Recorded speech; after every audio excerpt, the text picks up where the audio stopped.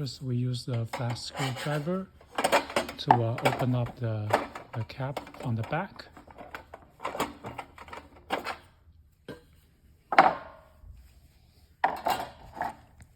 And then just loosen the knot with a wrench. Once it's loosened, we just tilt. Oh yeah, we keep loosen the screw.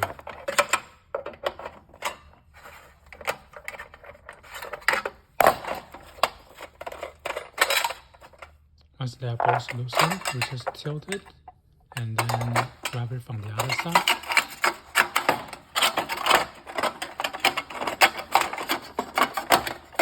Yeah, we tilt it with a certain angle and then just replace it.